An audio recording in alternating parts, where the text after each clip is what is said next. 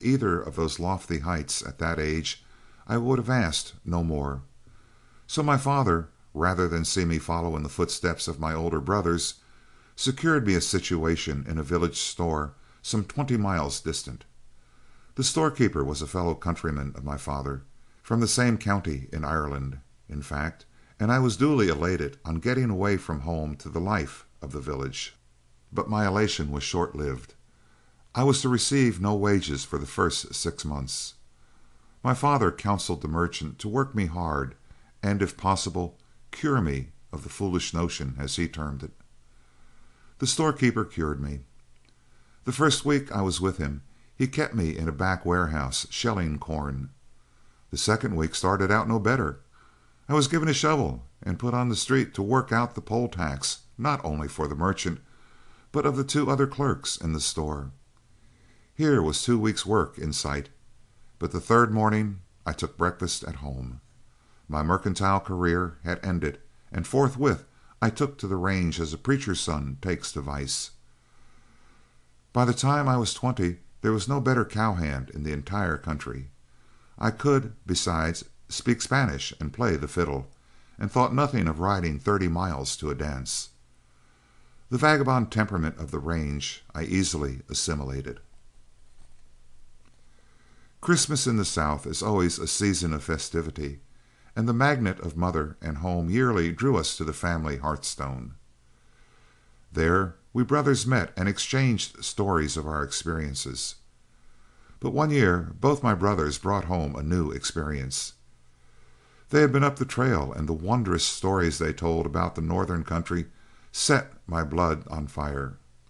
Until then I thought I had had adventures, but mine paled into insignificance beside theirs.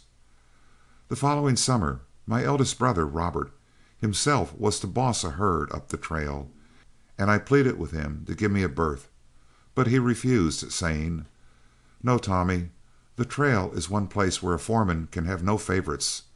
Hardship and privation must be met, and the men must throw themselves equally into the collar. I don't doubt but you're a good hand. Still, the fact that you're my brother might cause the boys to think I would favor you. A trail outfit has to work as a unit, and dissension would be ruinous." I had seen favoritism shown on ranches, and understood his position to be right.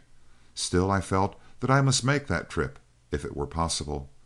Finally, Robert, seeing that I was over anxious to go, came to me and said, "I've been thinking that if I recommend you to Jim Flood, my old foreman, he might take you with him next year.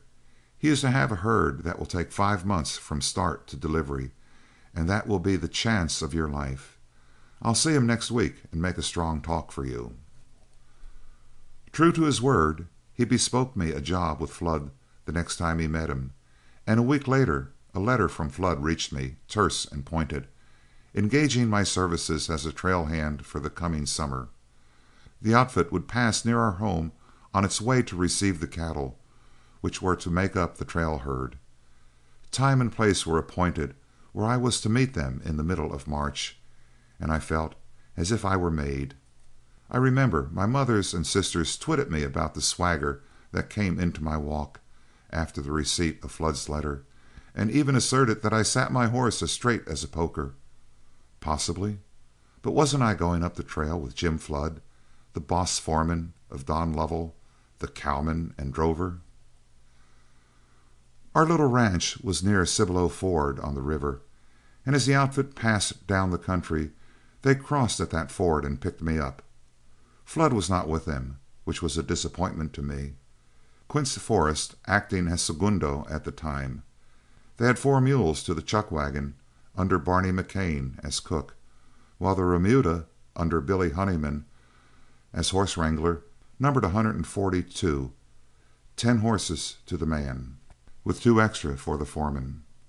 Then for the first time I learned that we were going down to the mouth of the Rio Grande to receive the herd from across the river in Old Mexico, and they were contracted for delivery on the Blackfoot Indian Reservation in the northwest corner of Montana.